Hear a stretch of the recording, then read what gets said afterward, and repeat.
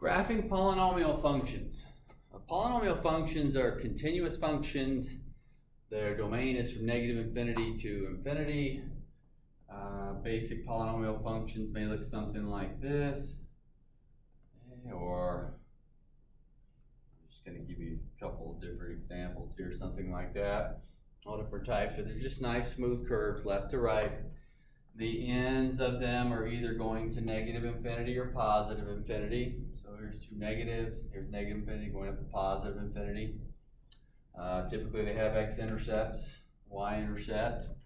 I say typically an x-intercept. It is possible to have a polynomial function something like this. It never comes down, but typically they do have some. Still will have a y-intercept every time. That's just basic polynomial. We're going to look at graphing things like this. Okay. The degree of a polynomial is the largest power, also called the power function. Okay. So sometimes you'll see it listed as power function, sometimes you'll see it as degree. I will usually call it a power function just because that's the way I learned it. But it just kind of depends on the teacher or the textbook or what have you. It means the same thing. All right. In behavior, up, up, or down, down if even, down, up, or up, down if odd. Now, okay, just kind of give you an idea of these pictures. That's even, up, up. This is even, down, down. This one's an odd one, down, then up. Now, here's an easy way for you to remember that. You know your two very basic polynomials. You know the x squared. Again, the general sketch here. X squared is that parabola. Coming down, hitting that origin and going back up. There's my parabola. And you know x cubed. Not most perfectly drawn graphs, but you get the idea. There's stuff you've seen there to help you remember. Okay. Look at x squareds in behavior. Up, up. That means every even power, x to the 4th, x to the 6th, x to the 20th, x to the 12th, it's going to go up and up. Okay? Even power, up, up. Now it says or down, down, because do you remember negative x squared actually flipped the graph upside down? There's that negative x squared flipped it upside down. So if I saw a 6th degree polynomial with a negative in front, it's going to flip it to going down. So it would be down, down. So 4, am I in behavior? If it's even, I'm thinking of the parabola. If it's odd, I'm thinking of the cubic. So the cubic, down, then up, my basic cube graph. Down, then up. So again, I knew this was an odd one. Down, up. It flips to up and down. Again, that would be if the negative was in front. So the negative, flip it the other direction. But still two things you've seen before. Real zeros. Real zeros are also called x-intercepts. A zero just means a solution to the equation. Okay, so we set it equal to 0. Well, sometimes solutions could be imaginary. So those would not be x-intercepts. If it's a real solution, you know, if I'm finding a solution as being 2, 1/2, 3, 17, those are x-intercepts. If it has even multiplicity, the graph touches the x-axis. Odd multiplicity, the graph crosses the x-axis. Again, if you can just remember, out of here, your basic sketches for x cubed and x squared. Look at what happens to the x-intercept on x squared. It touches the x-axis and then goes back up. Comes down, touches, goes back up. On x cubed, it crosses. So even, touch, odd, cross. And look how that pans out here for polynomial. Right? So let's look at some general polynomials here. Let's go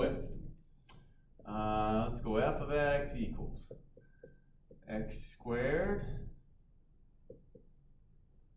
x minus 3, x minus 4. And so we're going to find a few things here and then get my general sketch. First off, I want to know the power function. And the power function in this case is x to the 4. So the degree of a polynomial, right, means if it was all multiplied out, what would the power be? Now we don't want to take the time to multiply it out. It's a lot of extra work. We just need the exponent. And I can see there's 2 here, 3, and then 4. So if I were to multiply all this out, it would be a 4th degree polynomial. The power function I need for my end behavior. So my end behavior, even, up, up. It's even, it's up, up. Again, thinking of the square. Real zeros, also called x-intercepts. 4, 3, 0, and it doesn't matter what order you listed them in, but if I remember, if we had this equal to 0 and things were in factored form, so in other words, in the past when you factored something and say you got x plus 1, x minus 5 equals 0, solved each piece, you'd have -1 and 5. So if you want x-intercepts, or those zeros, you set it equal to 0. So picture this equal to 0. There's my 4, there's my 3, and there's my 0. Now the multiplicity. The multiplicity refers to how many times it occurs. So the 4, for example, how many 4s are there? Well, there's 1 4. That's odd multiplicity. Cross. If I had x minus 4 squared, then I'd say that's even multiplicity, because that means there's 2 of them. That there's only 1 of them there. I know 4 is an even number, but multiplicity is referring to how many times it occurs. 1 time, that's odd, cross. 3 occurs 1 time, that's odd, cross. 0 occurs twice, because of that power of 2. There's really 2 values of 0 there. And so that would be a touch. Another thing that will help us in our sketch always is keep doing some practice on finding the y-intercept, which means if I put a 0 in this case, I'll get a 0.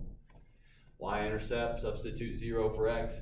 0 times -3 times -4 is 0.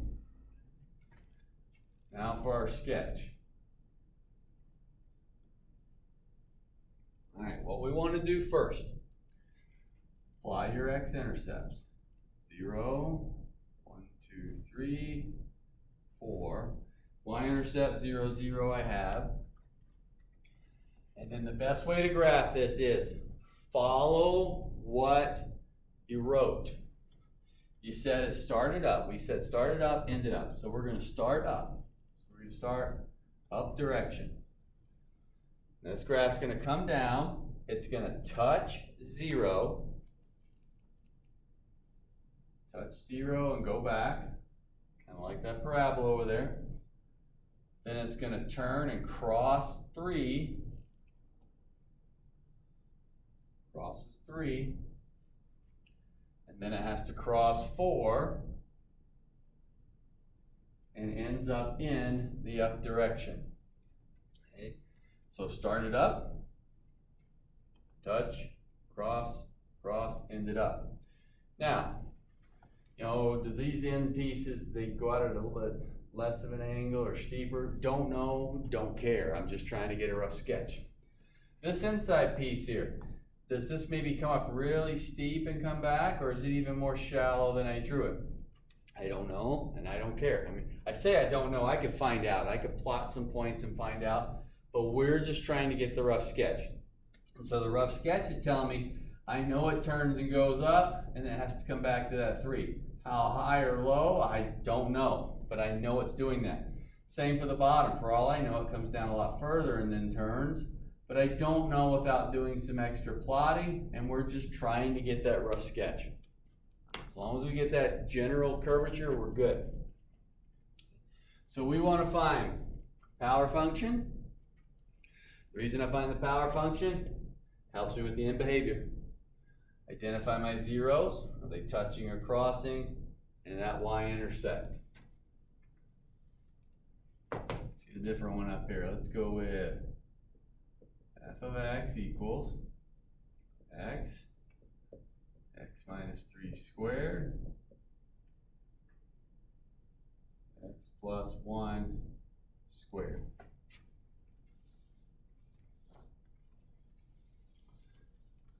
Again, we'll get a few different looks here. So when I'm looking at this one, I want the power function first off. And so for my power function, I know that it must be a fifth. Again, I'm counting the x's. 1, that's squares, that's 2, that's 3 total, 4 and 5. So if I were to multiply that, I'd have an x to the fifth. I need that for the end behavior. So here's my end behavior. Down, up. Acts like the cubic that you see over on the right side. It's going to be down and up because it's odd. 5 is odd.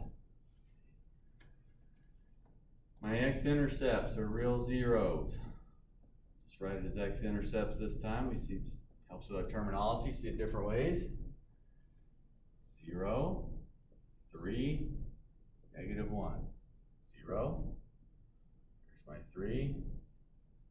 My negative 1. 0. One of them. That's odd cross. 3. There's 2 of them. Even multiplicity. Touch. Negative 1. There's 2 of them. That's even multiplicity. Touch. Again, it doesn't matter if these values are odd or even. It's how many times they occur. And they're both occurring twice. Y-intercept. Let's see, if I put a 0 in, 0 times, doesn't matter, times, that's all still 0. I substitute a 0 in. My sketch. X-intercept 0, 3, negative 1.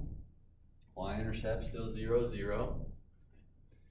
And then I'm going to follow what I wrote. So we're going to start down on that left side. And I'm going to come to negative 1's my first one. I'm going to touch it. And then I'm going to cross 0. Go up to negative 1, touch it, turn and come back, and then cross 0. Again, I don't know how shallow this is, or else I'm just trying to get the correct curvature. It's a rough sketch.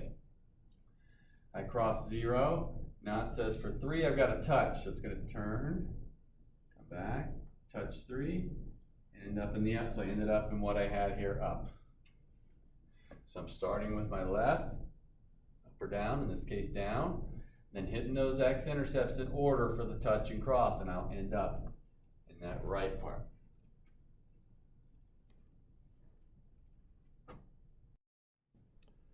Okay, different function now. X plus 2 cubed times x minus 3 squared times x minus 1. And the first thing I want is still that power function. So that power function would be, if I multiplied it out, I'd have an x to the 6. 3, 4, 5, 6. In behavior, it's even. So like the parabola, up, up. The x-intercepts, negative 2, 3, 1, negative 2, 3, 1. Whether they touch or cross, negative 2, there's 3 of them, that's odd, cross. 3, there's 2 of them, that's even. I don't know why I wrote even, but touch. I said that's even, but that means it touches. And then 1, that's odd, so cross. Even touches, odd crosses.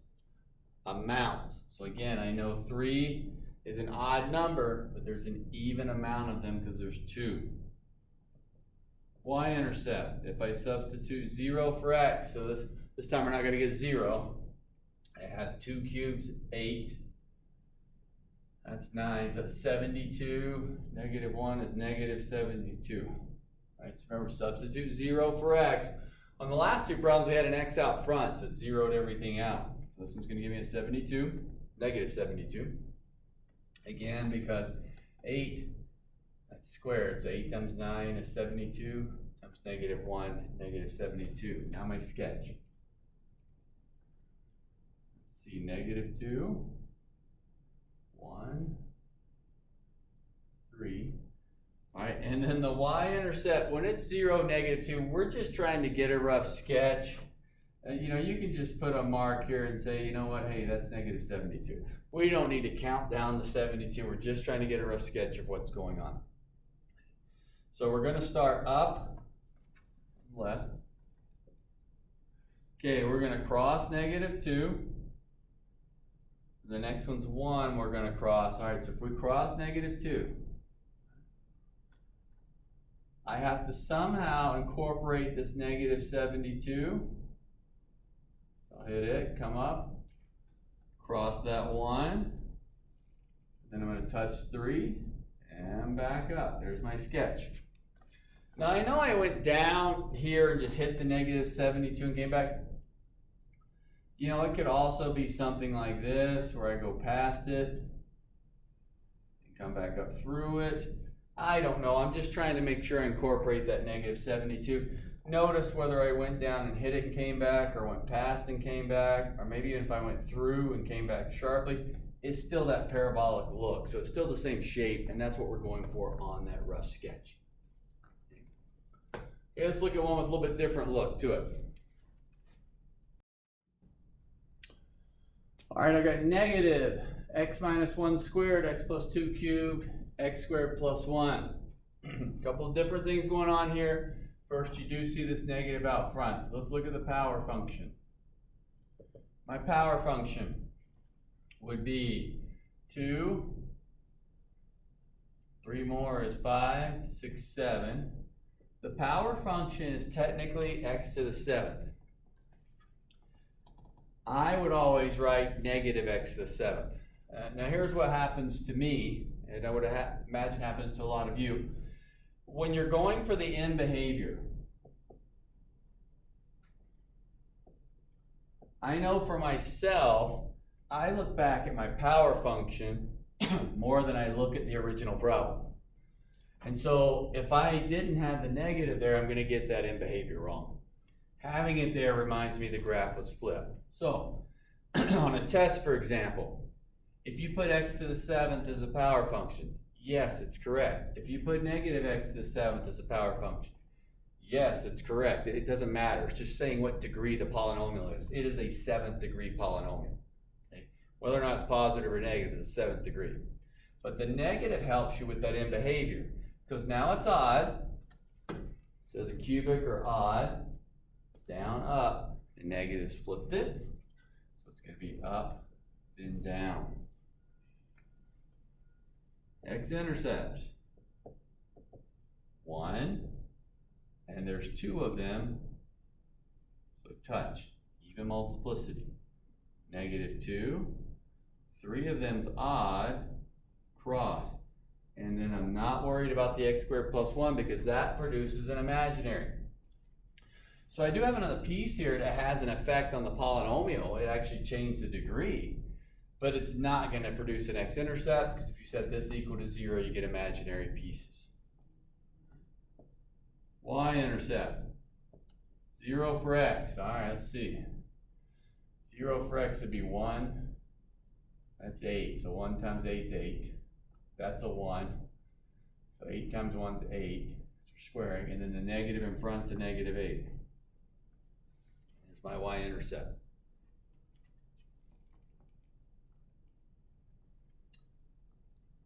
Let's see, we got 1, negative 2. And I'll just put negative 8 down here, my negative 8. So we'll follow what we've done. Start up, cross negative 2. Cross negative 2. Then we're going to touch 1, but I've somehow got to incorporate this negative 8. So maybe it's something like this. Again, we just got to get that in there. We touch 1. We're back in the down position, which is what we had there, that piece.